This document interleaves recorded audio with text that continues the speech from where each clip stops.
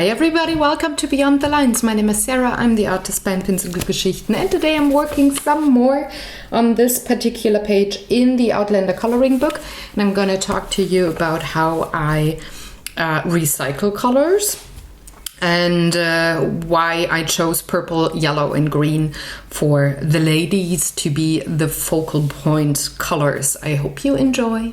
So let's get going. I want to do this. Now I only have the German word in my mind. Oh boy. This piece of wood here. Everybody's screaming at the at the computer right now, saying the correct word. It's gonna. I'm gonna remember it. I'm gonna use the same colors I used on the window frame to again have color repetition, but I'm gonna make it a little darker, so I'm choosing my colors. Instead of nougat, I'm gonna take walnut brown. I used nougat on this part, if I remember correctly. I'm gonna take some sepia and some indigo. These are all the pencils I used on this picture, and I'm keeping them in a cup next to me to, well, not have to sort them into my trays again and again, and also to remember which colors I already used and which ones I can reuse to make this a rather calm and almost serene kind of page, because it's not only vintage looking, it's not only supposed to be vintage looking, but also very calm and quiet and serene. So for this bit here, it's in the foreground or midground. It's actually foreground, but it's not focal point. There you can see wood grain that the artist drew in, and I'm going to pretty much work like with the window in 2 steps. First coloring and shading the whole thing, and then going in once the page is dry to add the wood grain on top.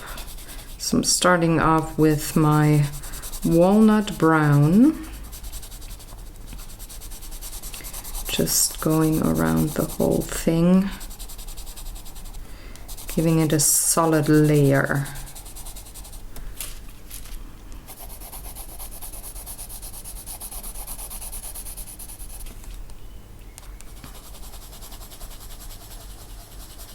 I hate when there's some parts missing, when the drawing doesn't go right to the edge of the page, because then I have to guess or draw in my own, which I'm okay with, but it's weird because everything here goes to the edge of the page, and then here and here it doesn't, and my tiny little OCD is flaring up, saying this is not supposed to be that way. It's more like the feeling of do it right. I mean, if you draw the people to the end of the page, why not everything around it? Just didn't make any sense to me.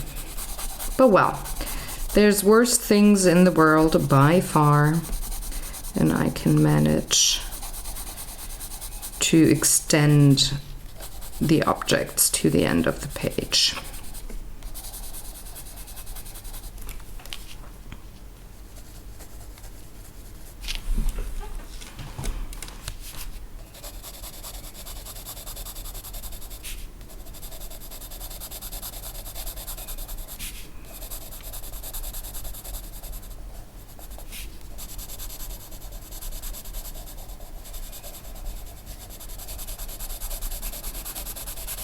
So I'm guessing I'm gonna make quite a bit of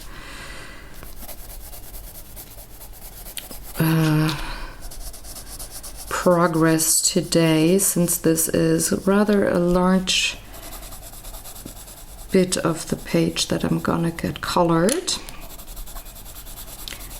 And I think I can do that rather quickly because there's not a lot of fiddly details to regard when I'm coloring here.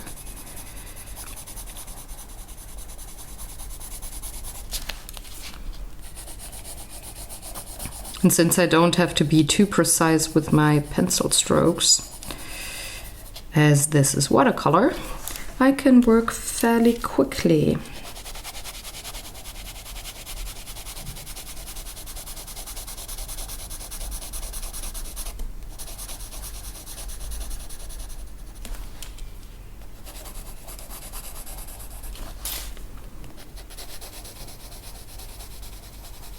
I think got all the brown. Yes, I did. Now I'm layering the Caput Mortuum on top, which is the reddish purplish brown that gives the tint to this particular part of the page.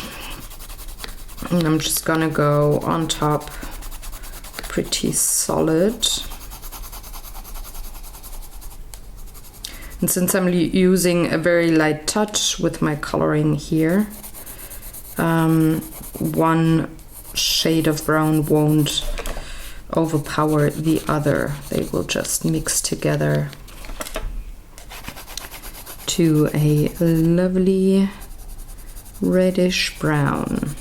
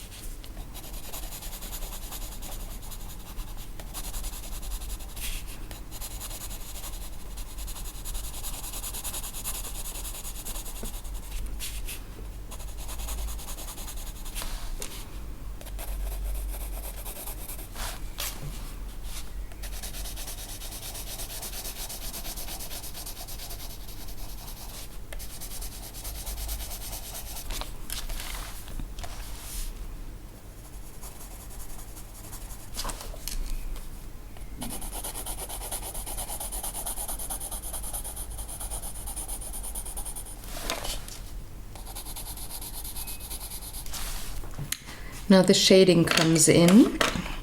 First I'm gonna go in with sepia, so the light comes from the left, which means I'm shading towards the right.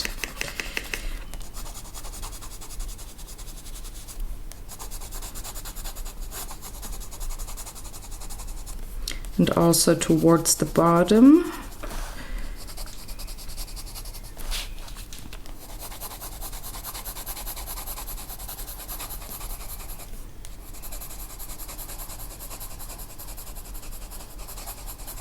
Because even though there's a second light source here, these two pretty much cast a shadow on anything that is in this area.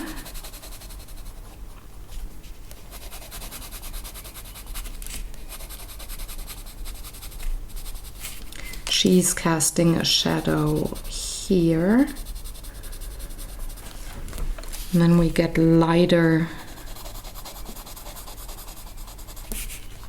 towards the right-hand side. Just a very little shadow down here. And not up there. Now the darkest darks, because with layering you get even darker shadows. This is gonna be this section here.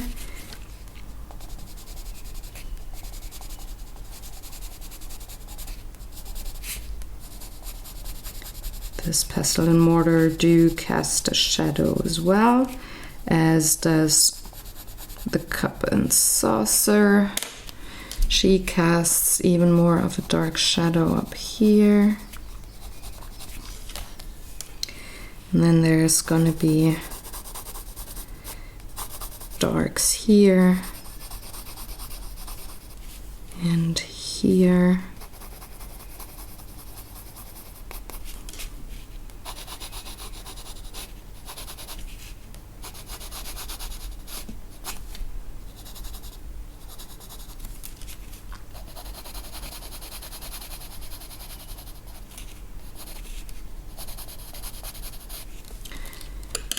And just to have not 15 layers here and only 2 here, I'm gonna add some more of the walnut brown just to make it consistent with the amount of pigment I do put on.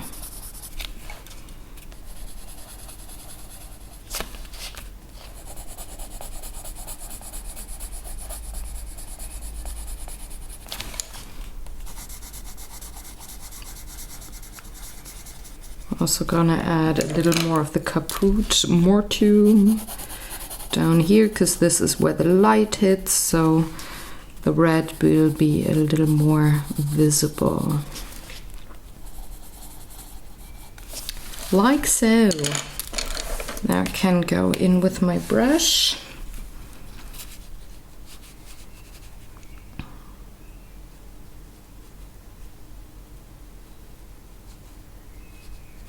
And as fast as I could go with the pencil, that slow I have to be with my brush. Not to pull the pigment where I don't want it to go.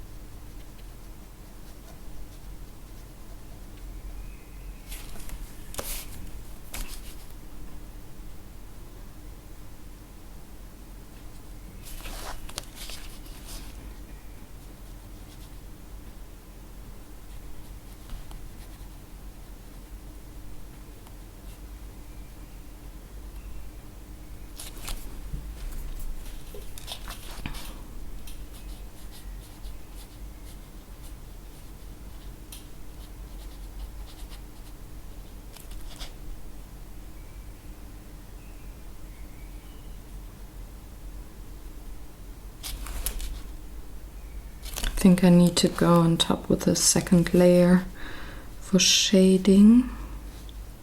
So it's actually gonna be 3 layers instead of 2. But that's fine, guys. That's what you only see when you liquefy the pigment, where it goes, if it is enough of a dark shade.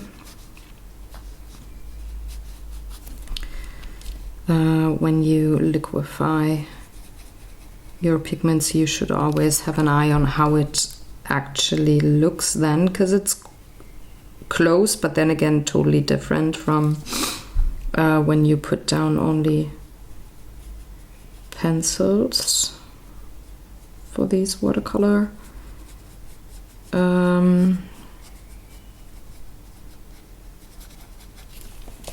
pages, artwork, creative things. Yeah, talking.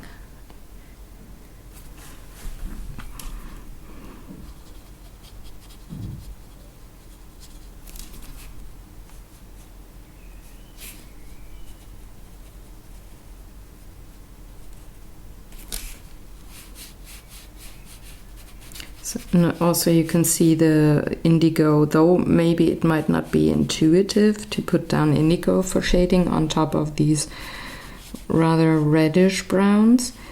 It works really well.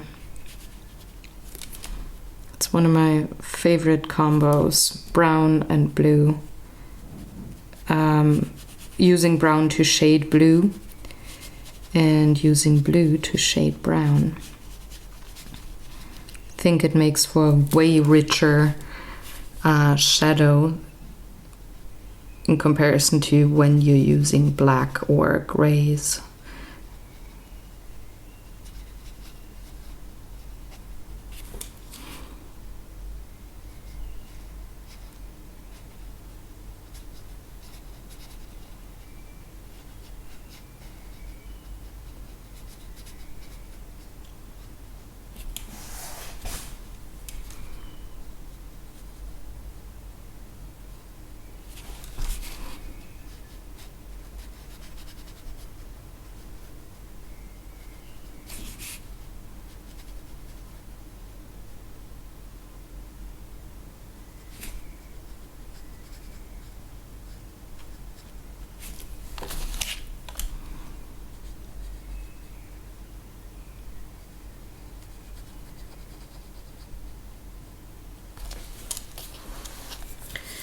There we go, first layer down.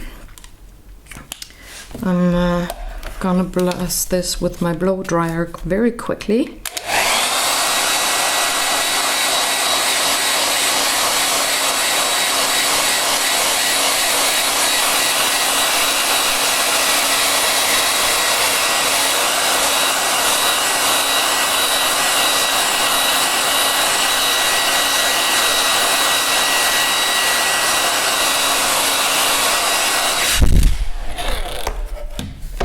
Now I'm gonna shade once more with my sepia.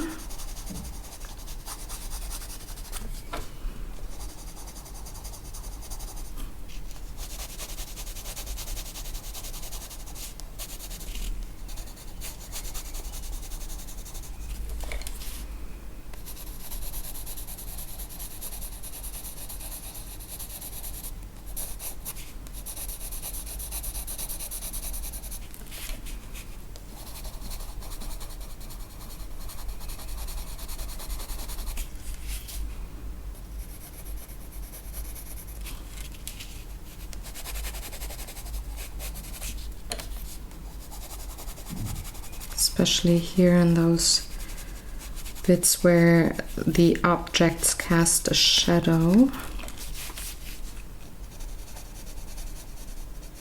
onto the counter. Ha! Now I got the word. That was the one I was looking for earlier. Counter. German word, by the way, is Theke, or Ladentheke to be precise, because this is a shop, so it's a Laden. There's your German lesson of the day.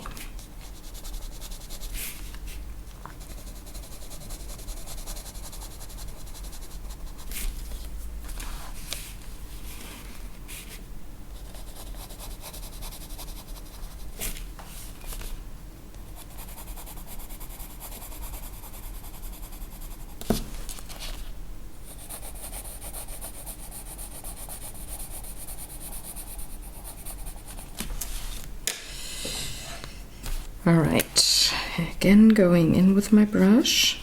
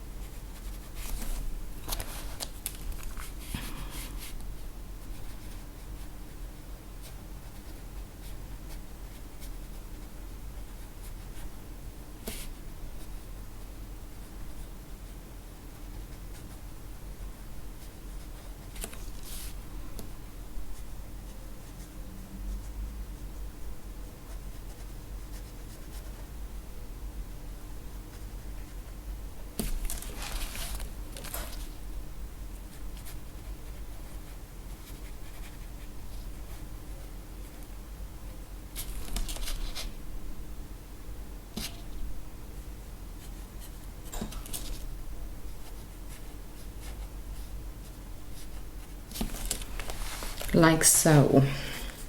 Again, I'm gonna blast this with my blow dryer, and then I'm gonna go in and draw in the wood grain.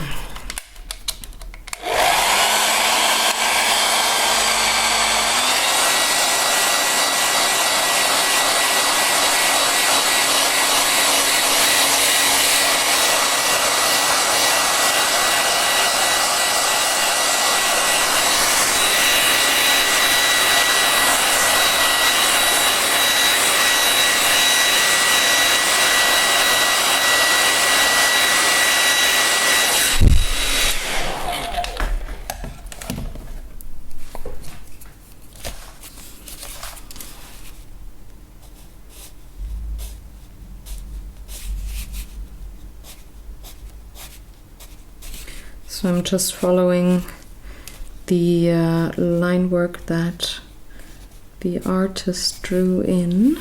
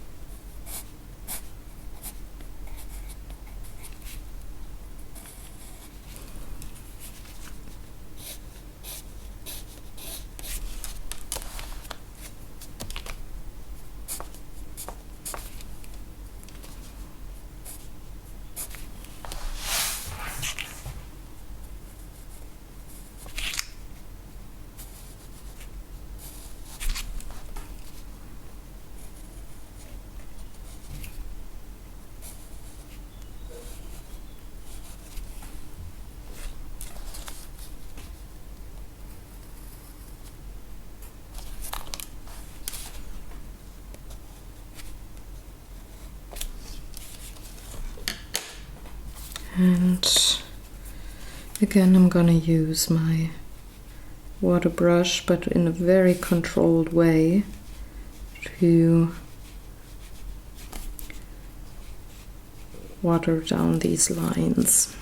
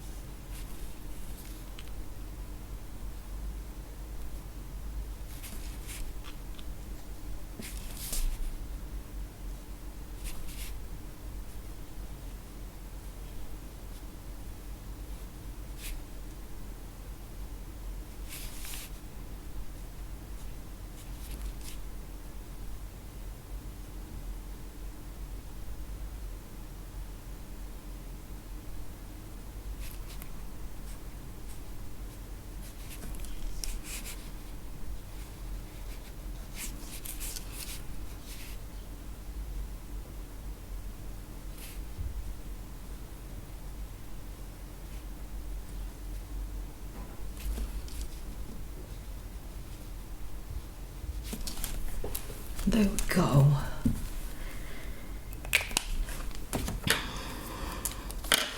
Since I'm in that corner here, I'm gonna take care of those baskets now. And I want them to be fairly light. So I'm gonna use a yellowish tone, the yellow light ochre.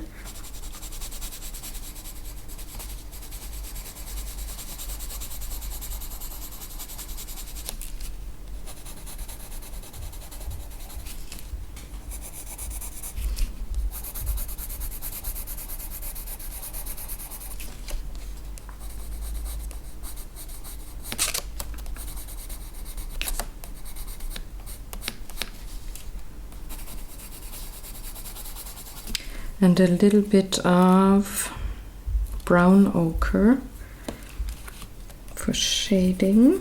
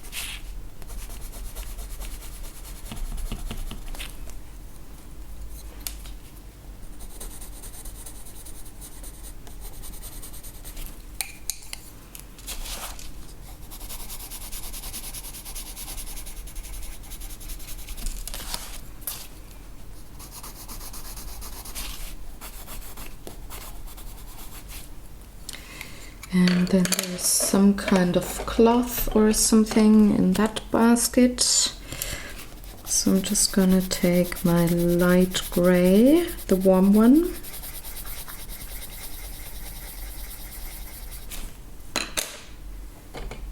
And shade it with the darker warm gray.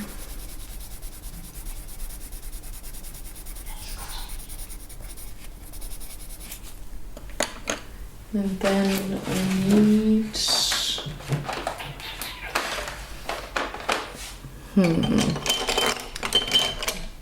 I need a brown.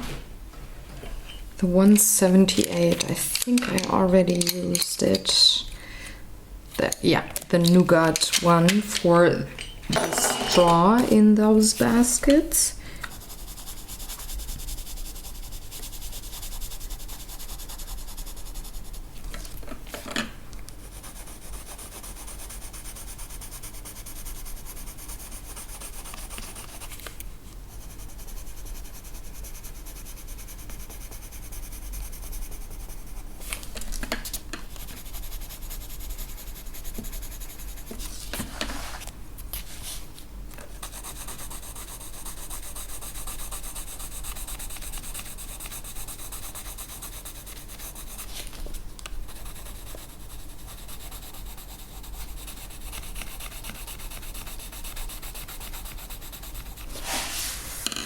gonna add a little bit of the walnut brown that I used in on the counter. I'm gonna use that here, just around whatever objects these are.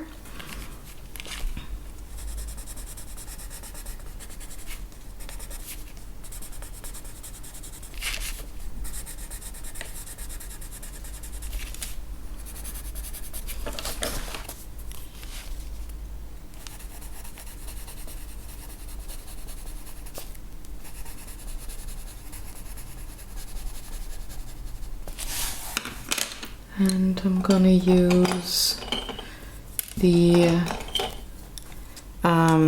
terracotta tones I had used on the jars on the counter. Gonna use them for this basket here.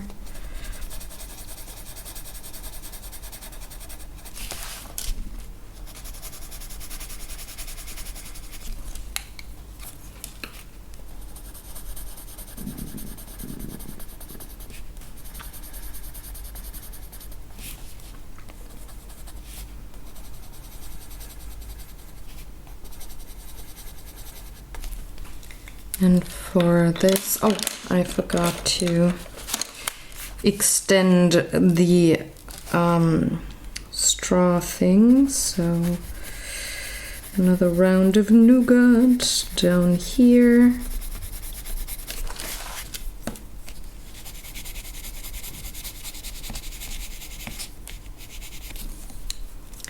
With a little bit of walnut zigzag on top.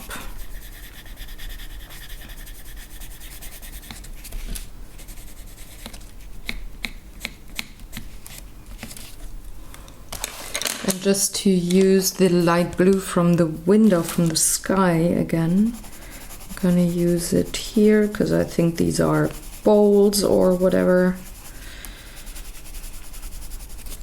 I'm gonna use a little bit of indigo to shade. And this is how you can make something your own when you don't know what it is. Or if you're not sure what it is. All right, let's start with this basket.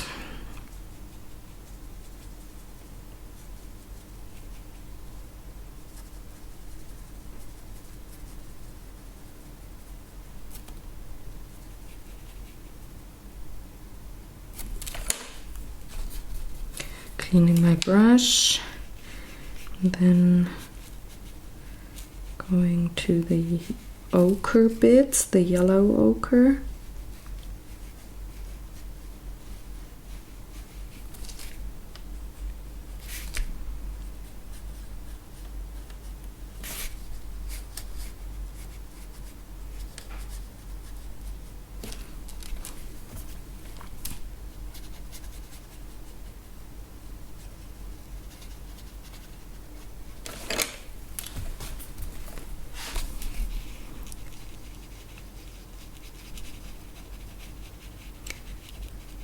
And just like with last video, whenever you see me move my brush to the right, I'm actually dabbing it on some paper towel to get rid of the pigment I do have in the bristles of the brush. Because I don't want to transfer too much of the color to other places. Same here for this one, starting with the fabric.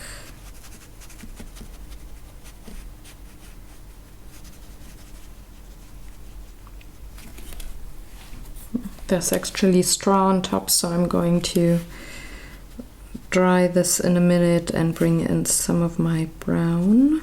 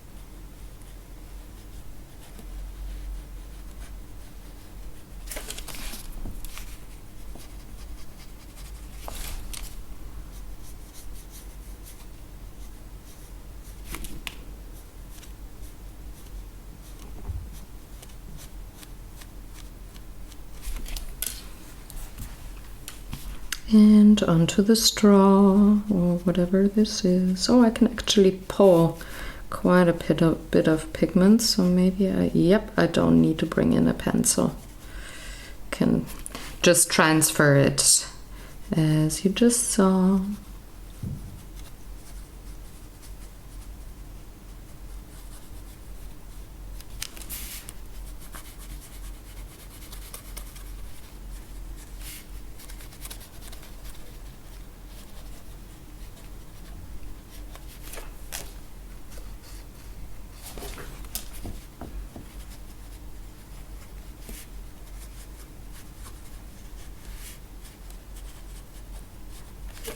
There we go. I think that's enough for the baskets, because again, they're not focal point. And I'm gonna move on to this box with the candles. I'm gonna take my cream pencil.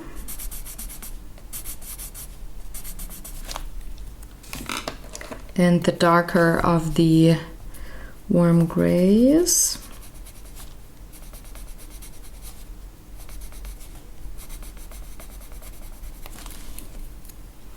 And the box, what am I gonna make this box to be? Actually like the yellow ochre.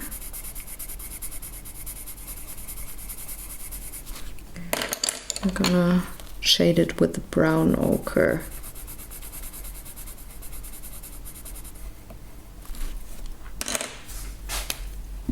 And again, just like before, bringing in my water brush.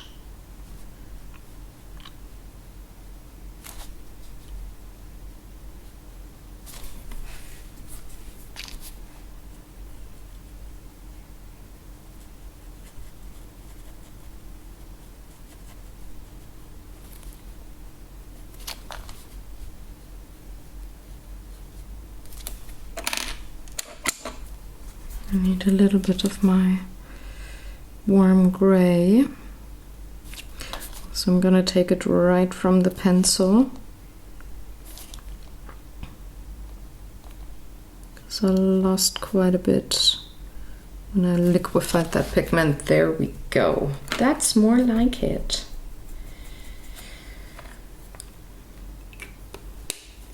So since I'm working left to right and top to bottom, I think I want to move on to the girl next. Oh, I'm only 39 minutes in.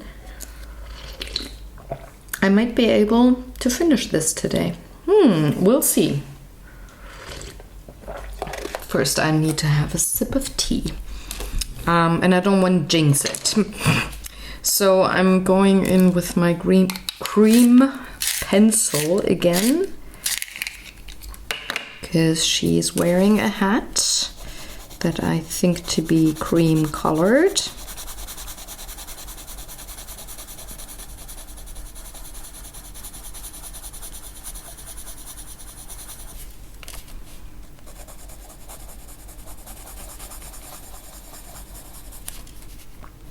So with the bow underneath.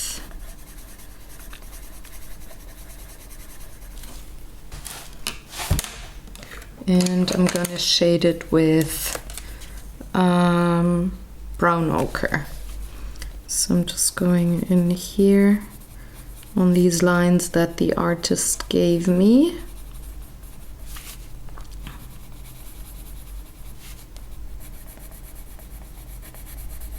It's very similar to the hat of the vendor, but I used warm grays there and a little bit of a cooler brown. And I'm not gonna do so with her. I'm gonna give her more of a warm yellowish brown for shading.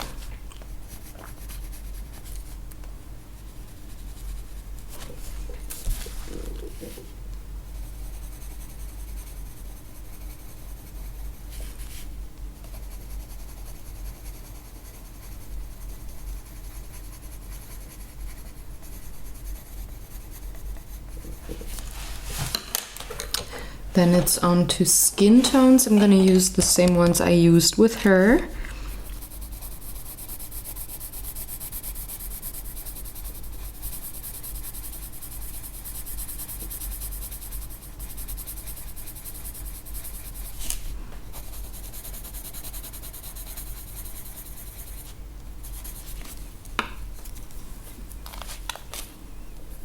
And since she's turning away from the window, she is gonna have quite a bit of shadow on her head or on her face.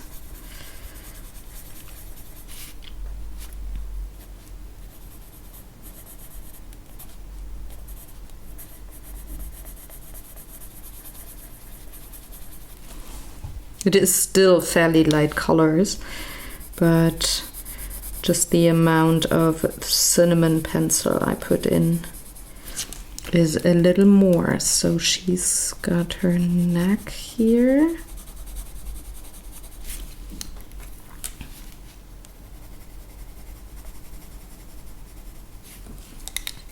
And then there's also some skin here, the front side of the neck and chest.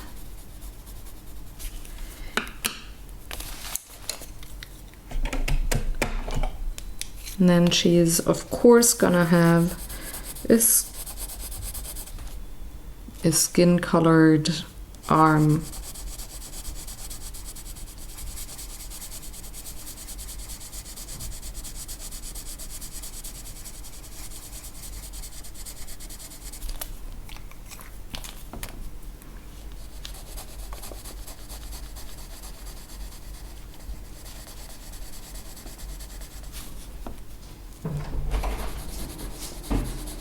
And there's my roommate.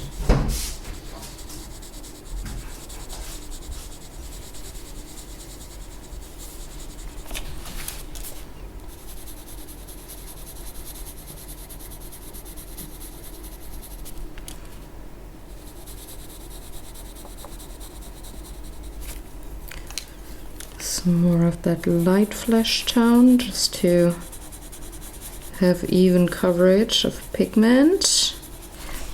And I think she's gonna be a ginger, so I'm gonna take the terracotta pencil, because we're in Scotland after all, and there's a little more of ginger people, and I like red hair, so of course I'm gonna give her ginger hair.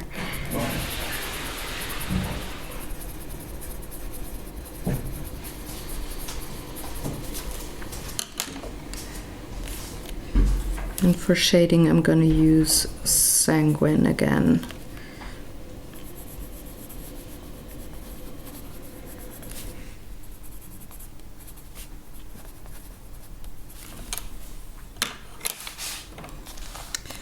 I think she should wear something bright, maybe a very light green. For her dress, because they seem to be a little more on the wealthy part of the spectrum, so she's probably not just gonna wear a linen shirt and like a grayish dress. She's a little more fancy with her clothes.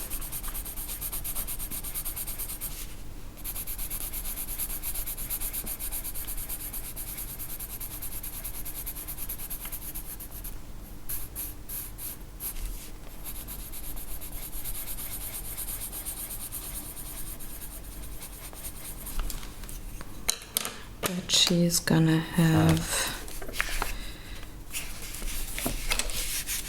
cream color here on her sleeves.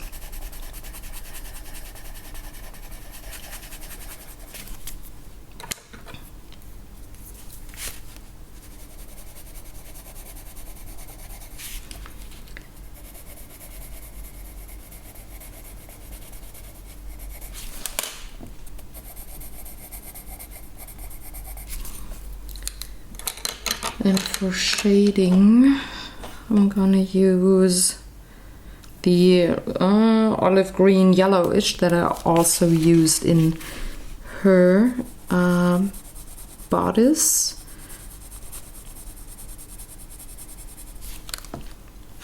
But I think I had that as my lightest color, and this time around this is gonna be my shading color.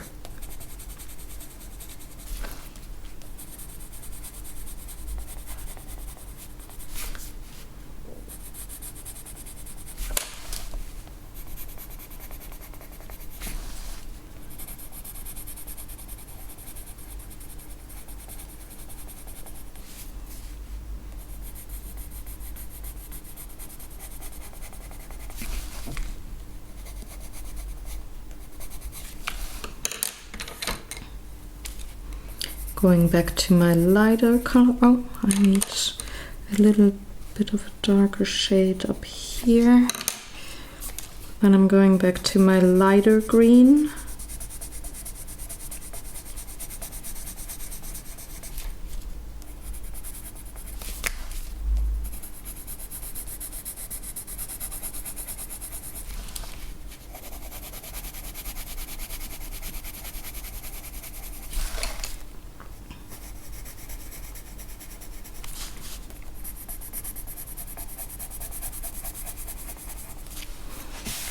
And then I can go on to the horse, which I'm just gonna color with the brown ochre that I used in so many other things before, because I think this is just a wooden horse.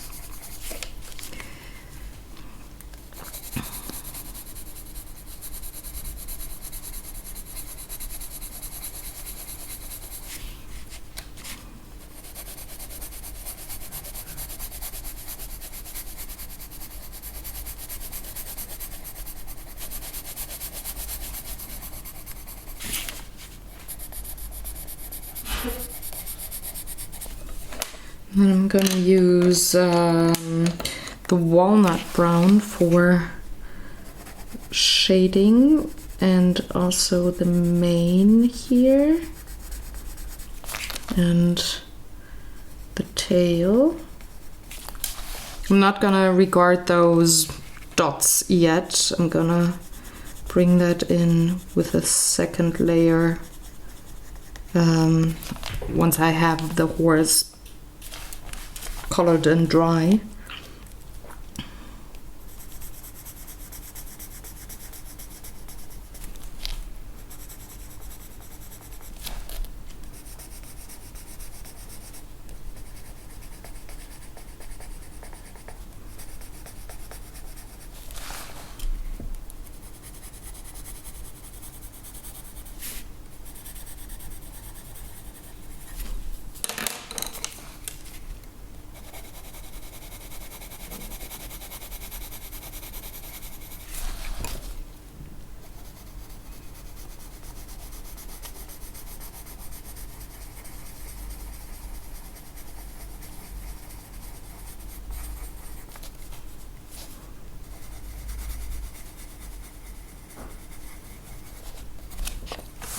And for her skirt, I want a light yellow because I'm planning to have her hat a light yellow and I want to have color repetition again.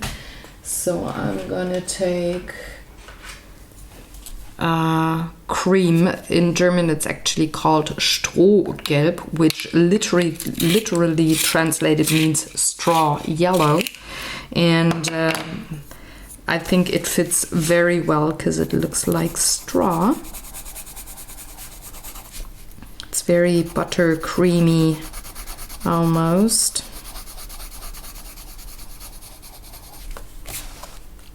I think I used that shade of yellow on one of Claire's dresses earlier in the book, when on the page where she's sitting with Jamie tending to his wounds, like in front of the fireplace. I used that yellow. Though it was different kinds of pencils, they were also Faber-Castell, but the cheap sort of wax-based pencils. It's the same kind of shade of yellow, and I like that one. I haven't seen it with too many other brands of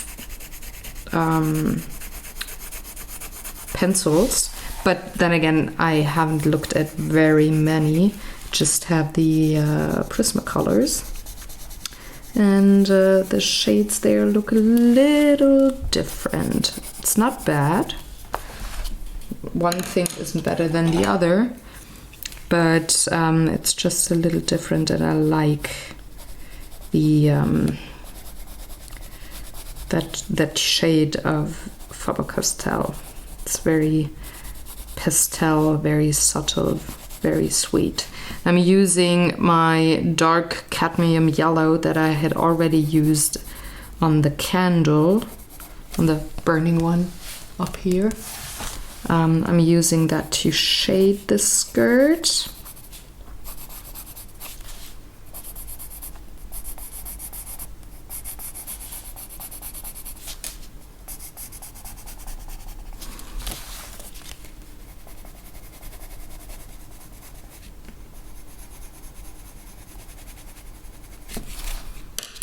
And since she is part of the focal point, I'm gonna add a tiny little more shadow and detail with light yellow ochre.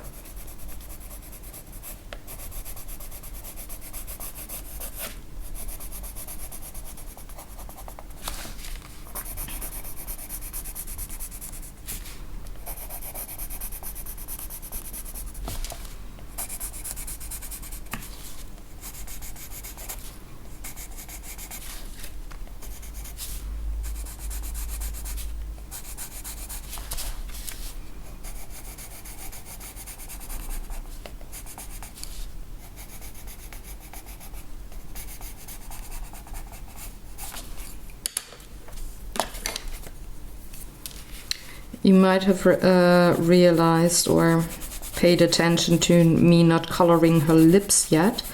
That is gonna be second layer when I color the dots on the horse, because I didn't want to have this darker shade of purplish pink anywhere in the face when I go on top with my watercolor pencil. I also didn't color her eyes yet.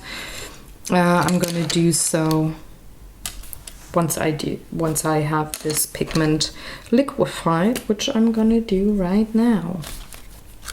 I'm gonna start with the horse though.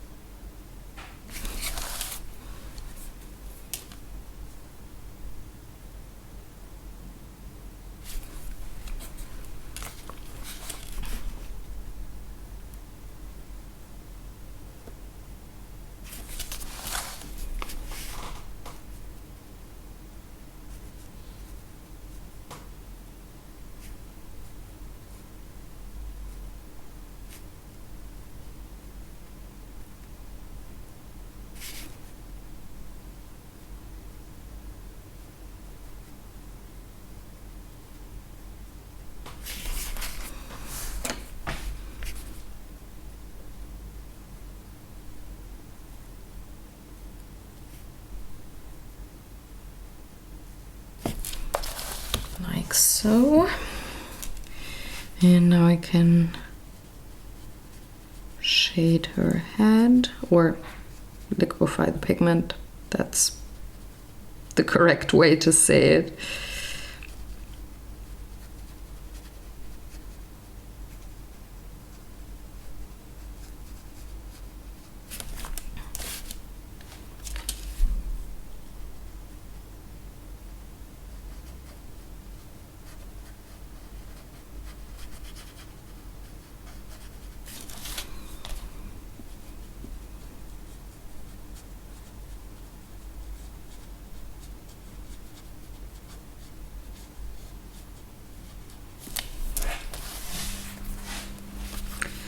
And onto the bow.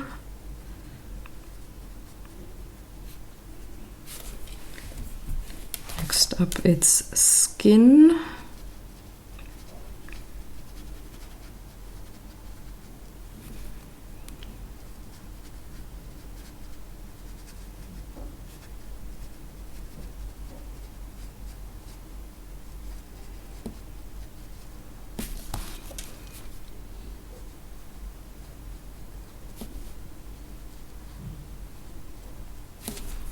And then her pretty, pretty ginger curls.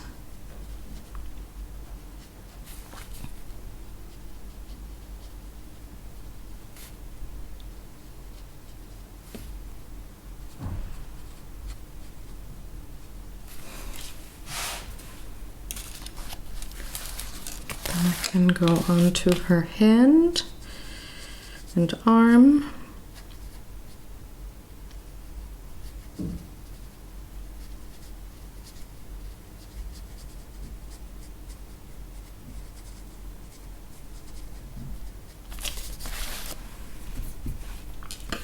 And her sleeve.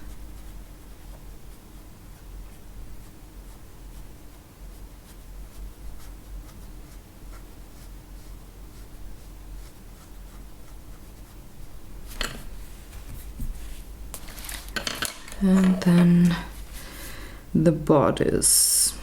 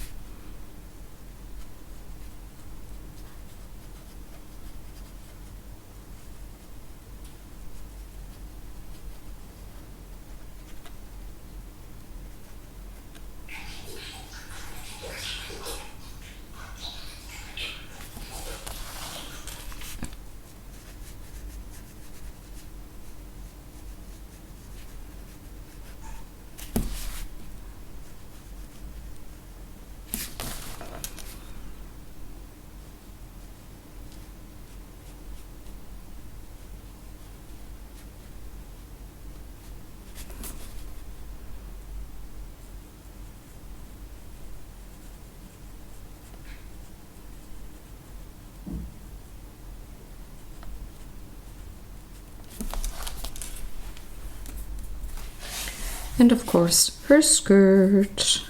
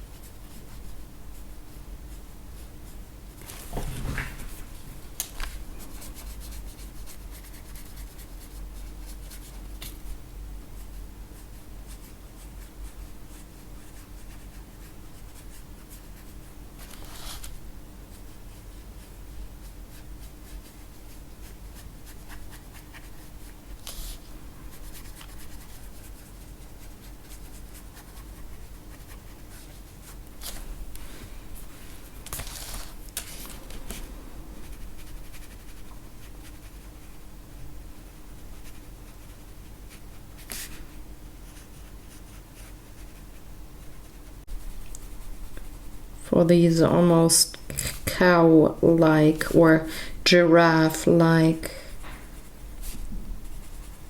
dots here. Also, I want a little more shading down here. On her sleeves, she needs a little more of this. Same here on the hat.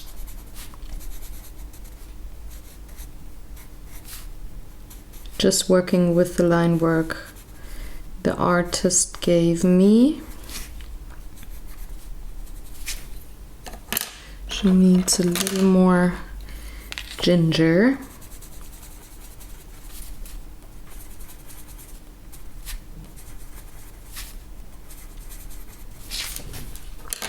And now I'm gonna introduce a new color for her lips. Is it the right one? Oh no, I already have the pencil out. Yeah, the Venetian red for her lips. And I want a little darker on her skirt.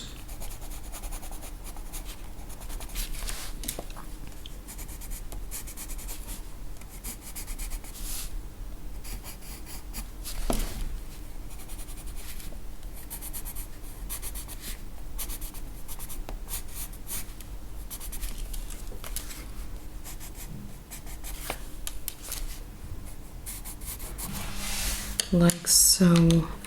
Now I gotta attempt to give her green eyes. Let's see if I can manage.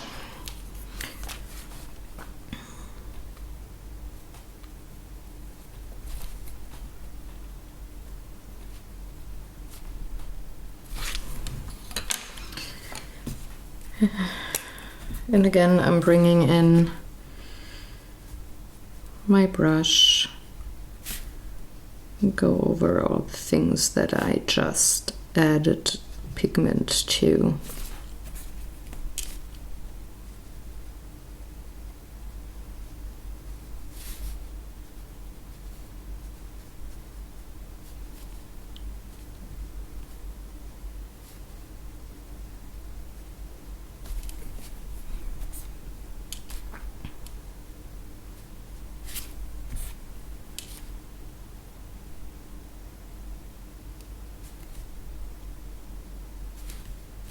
That's not too bad. For the eyes, now the lips. And then I added line work here.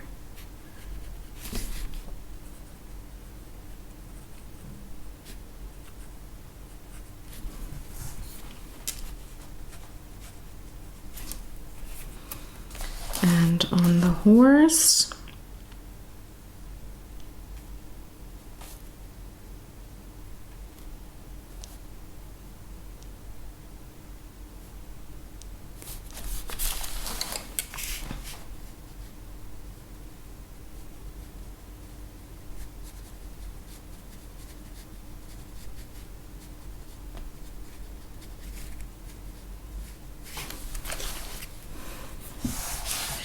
and then of course on the skirt. You can see I'm being way more precise now with the way I move my brush. And that is because I'm putting in the final details for her with my watercolors. Okay, I'm gonna go in with gel pens and markers and such like for these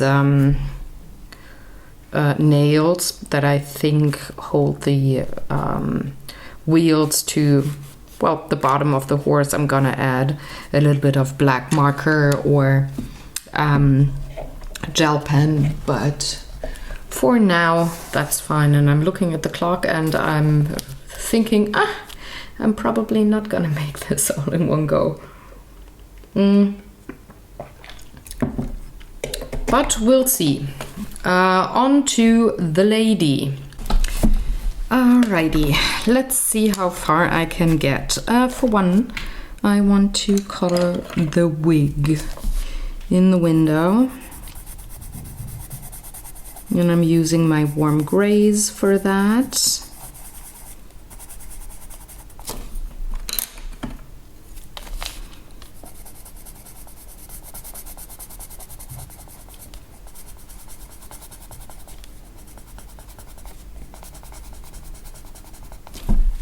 And I think it's gonna get a blue bow, because why not? And I can recycle colors again that I already used. So it's the sky blue that I used and indigo.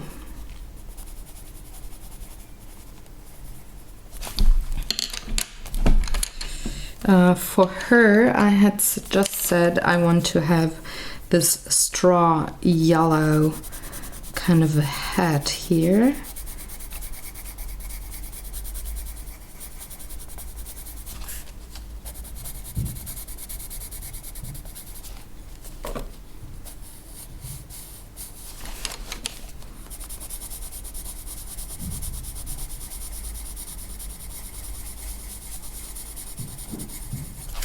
And now I have to decide what I want to color her dress like. I'm thinking I would love a purple or a red. Difficult. So I'm gonna think about that for a minute and keep on coloring meanwhile. So I'm going for the next part. I mean, she's ginger too.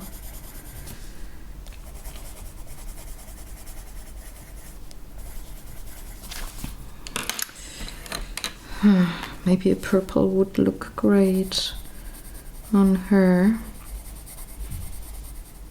Because I have to decide, because I want to have the bows on top, and this one here colored the same color as her dress. I don't want her to look like a clown, being too weirdly colorful.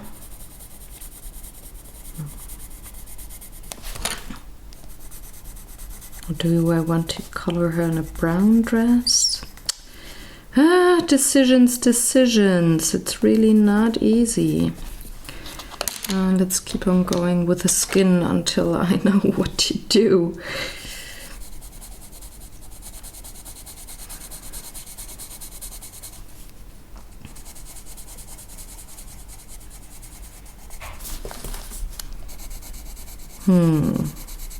This is really difficult right now, because there's a couple of color combinations that would fit really well.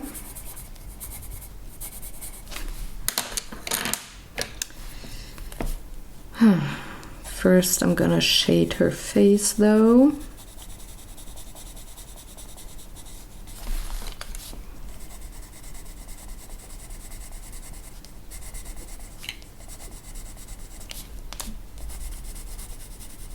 Also her neck, because the light is coming from behind, so the back of her head is lighter, like here.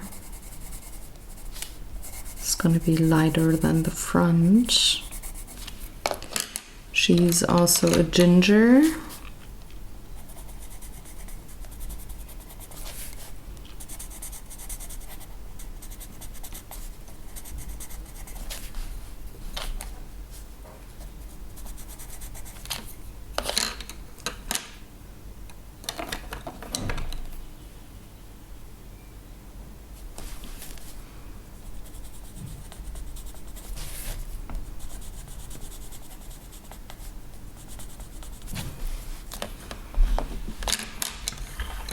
Don't have very much to color anymore before I have to decide what I'm gonna go for when it comes to her dress.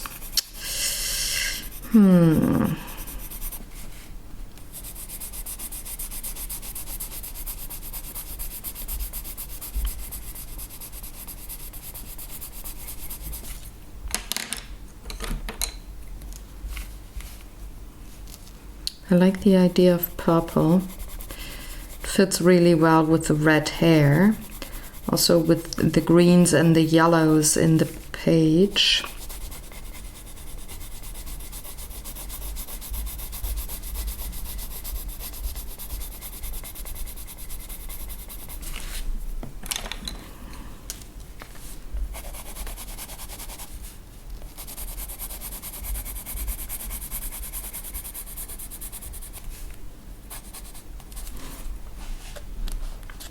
Yeah, I think I'm gonna go for purple. So I need my... Ooh, I like this one. 194. And for the other purples, I do like the mauve a lot. It's a quite desaturated, dark color, this one here. So I'm gonna go with these two.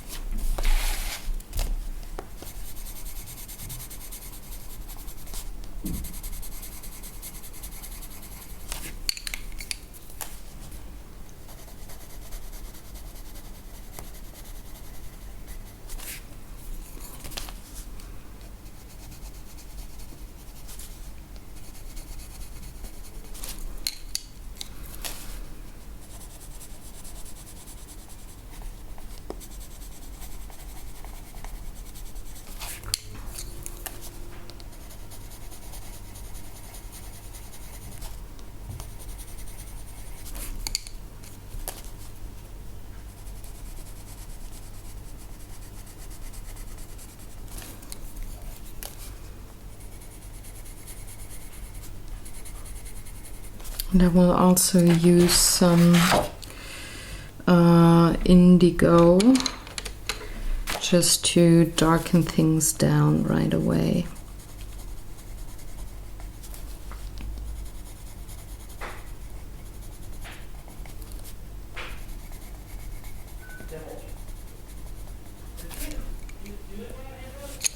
Hold on. Gotta tell my roommate I'm filming.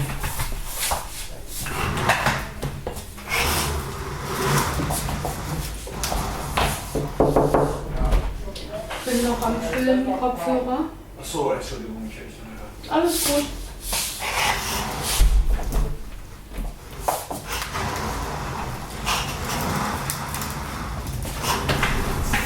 There we go. And I need a little bit of the ochre here to shade the head, not the head.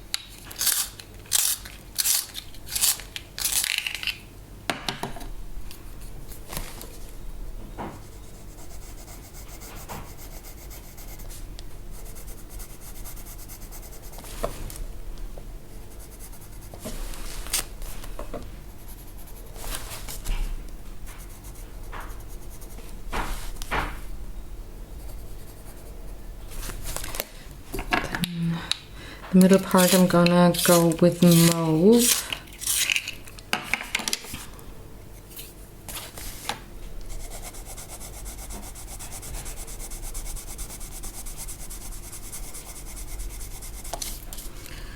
I'm gonna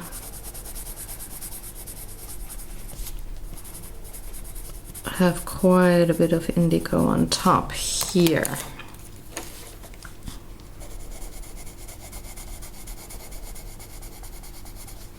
Just to tone down the mauve even more.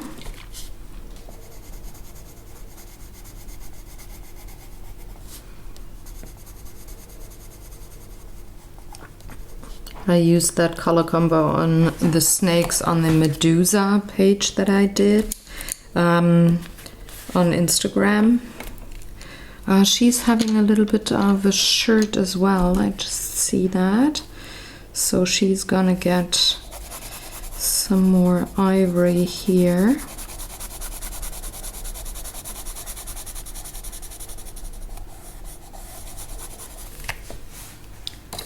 With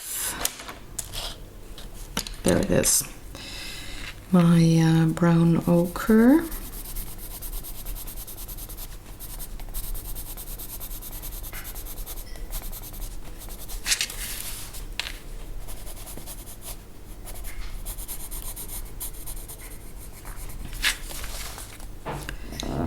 And she's having something like an apron here on the front, so I'm just gonna use the same ivory tone and the same brown.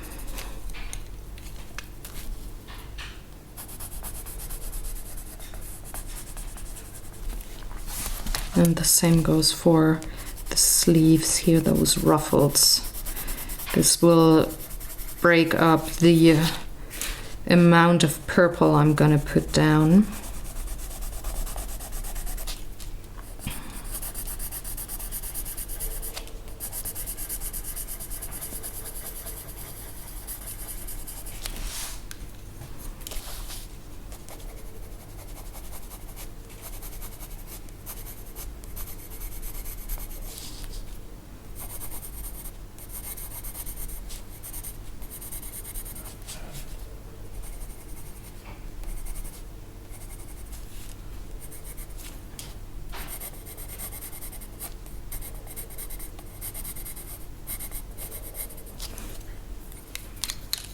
And now it's on to the dress.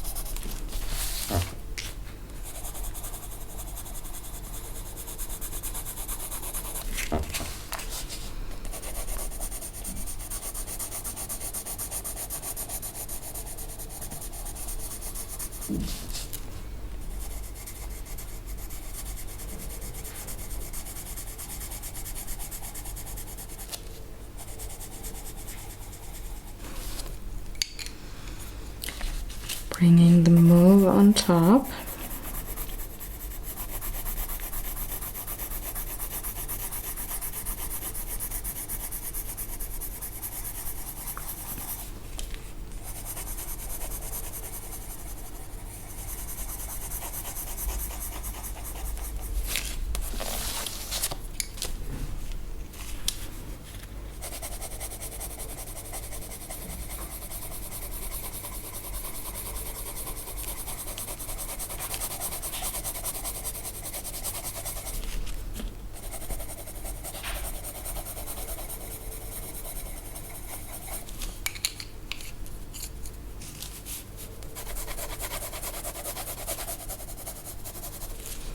And onto shading of the bodice. So she's definitely gonna have a shadow here because she turns away, or she is turned away from the light source, which is the window in the back.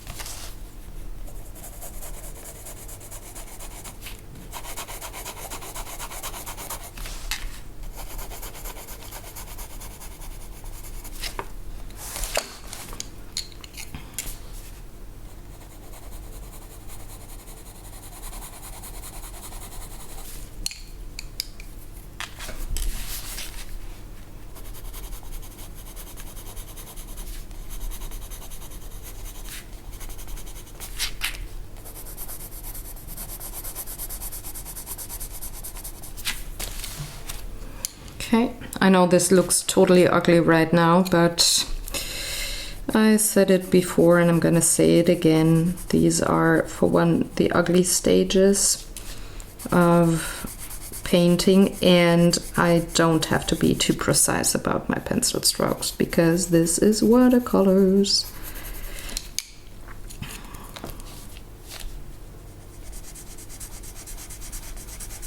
And I can make it all smooth with my water brush, as you've seen before when I colored the counter.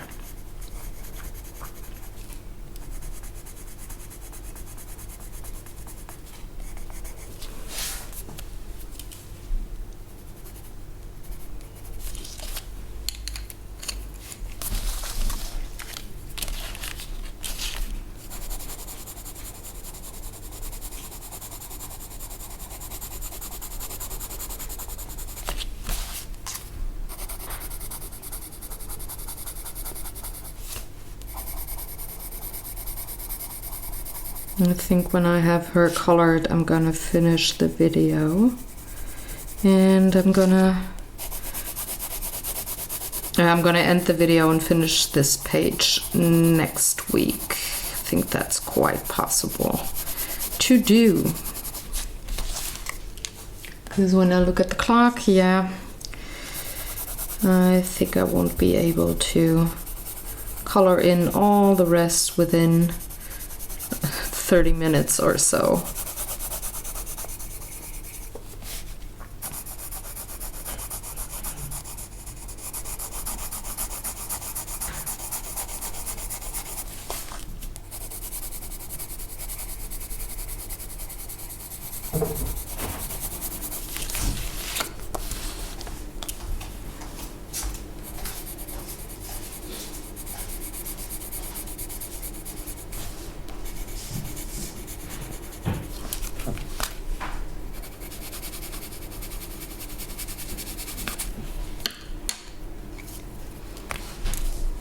Onto the mauve.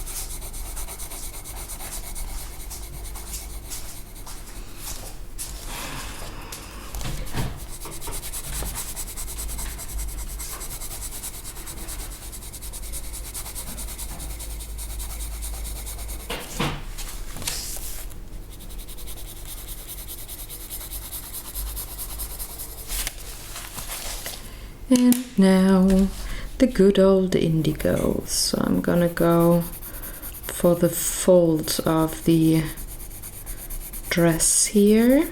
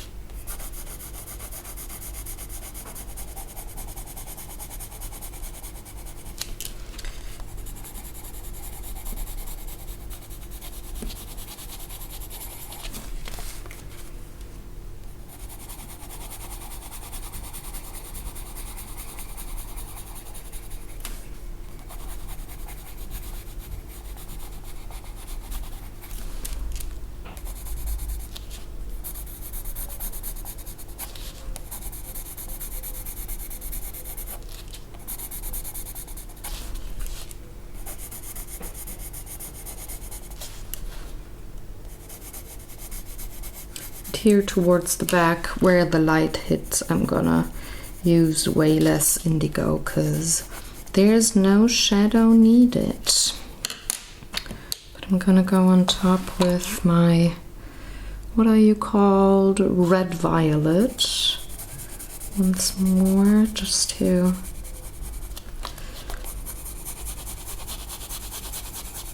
have the same amount of red on the top part as I do on the bottom part.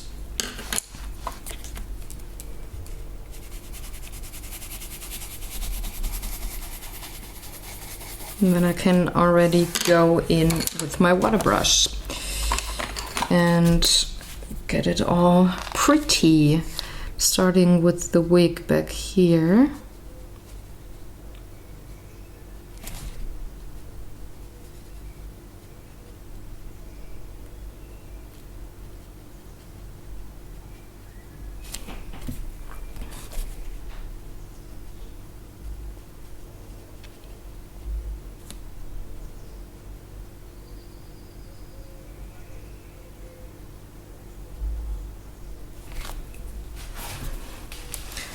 And then onto the hat.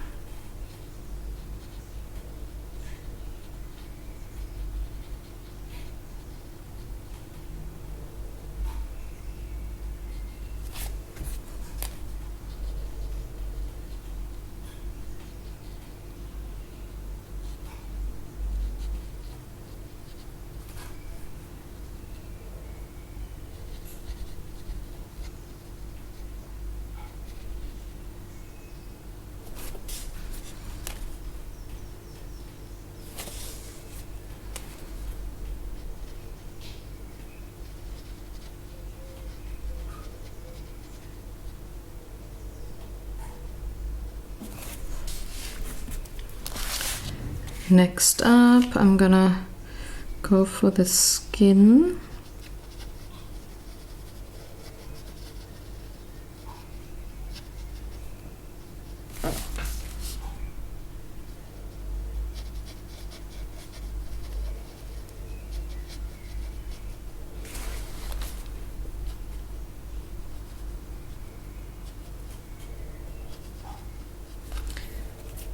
And then her hair.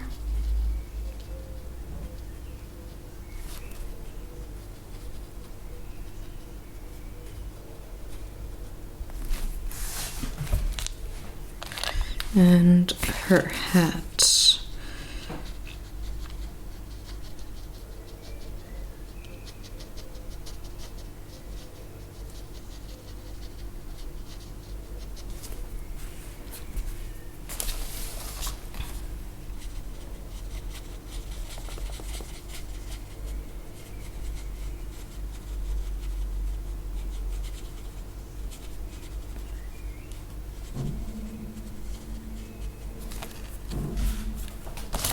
Now I gotta be quite precise with the border here of the bow. The ribbon, not the bow.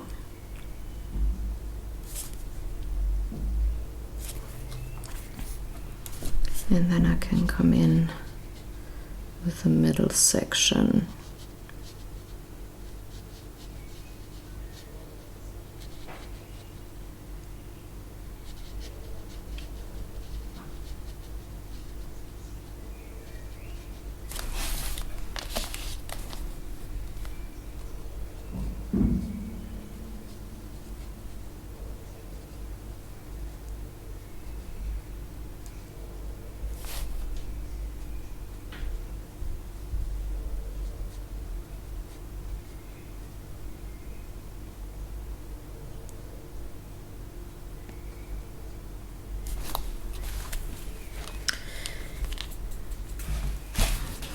next on to her shirt, or whatever this is.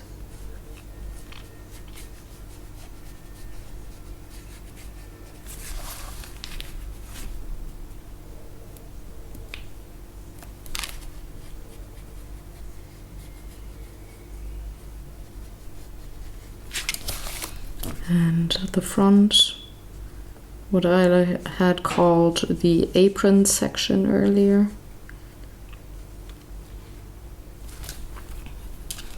And her sleeves.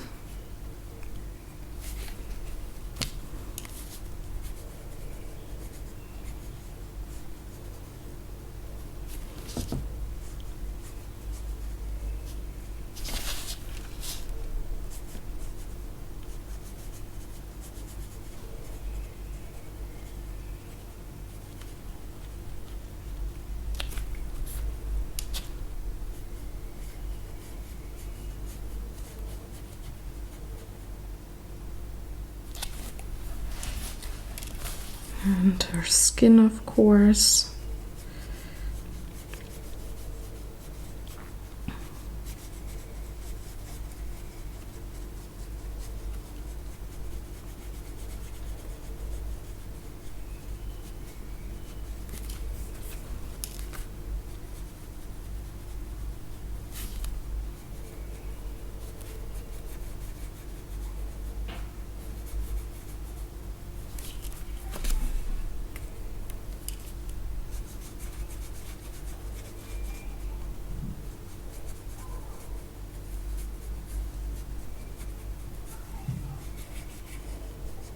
Okay, and now the dress.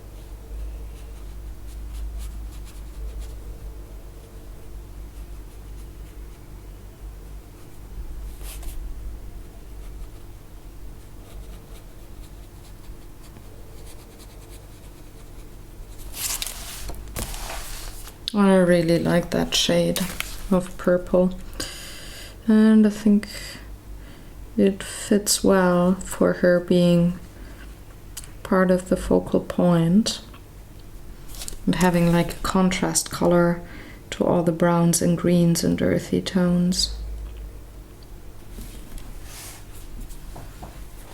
Yeah, I like it. It was a good choice to go with purple.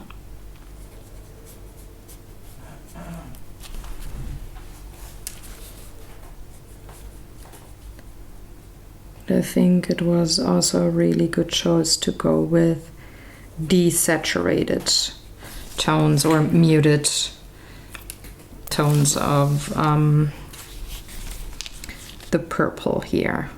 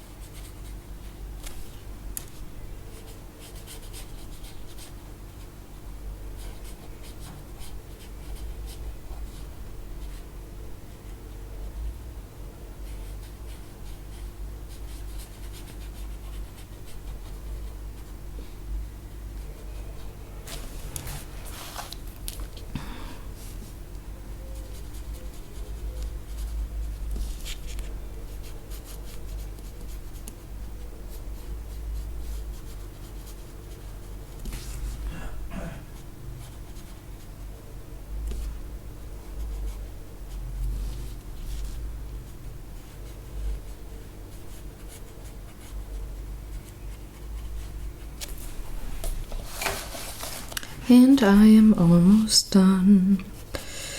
I have to check if I need to put down a second layer somewhere on her. And otherwise I would call it a day and finish this page next week. Let's see. Last little bit of the dress.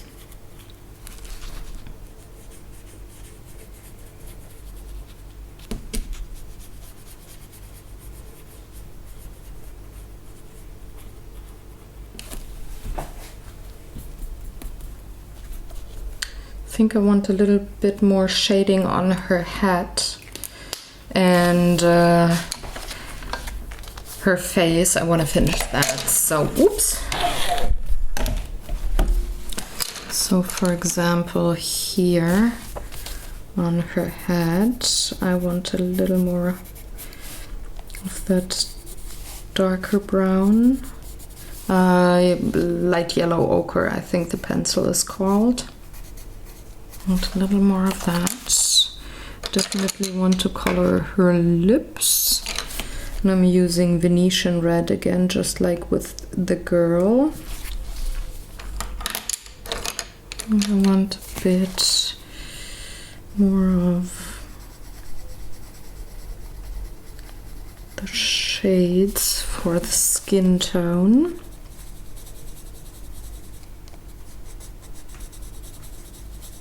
And she's also gonna get green eyes.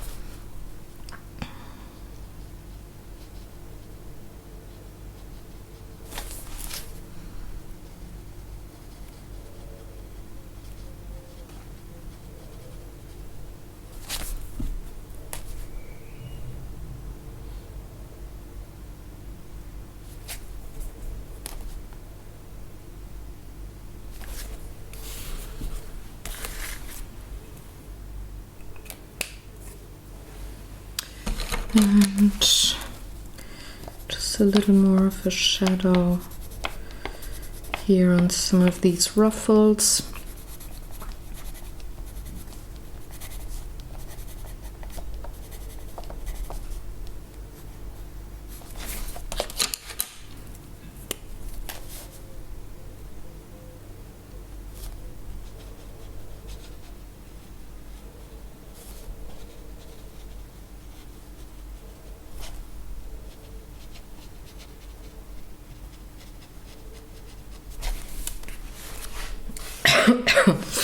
And I think I should do the same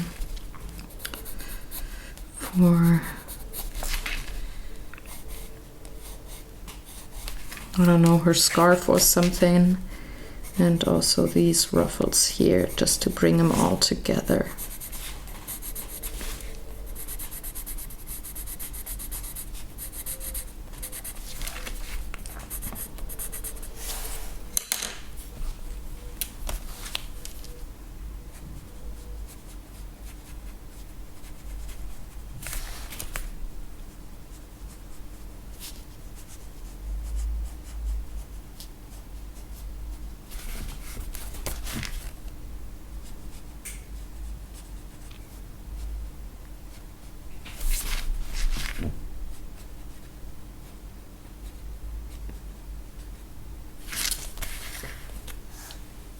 Like so.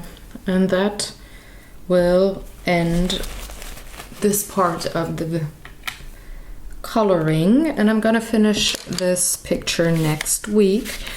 I hope you had fun and enjoyed watching, maybe coloring along. If you have questions or comments, please leave them in the comment section below, as per usual.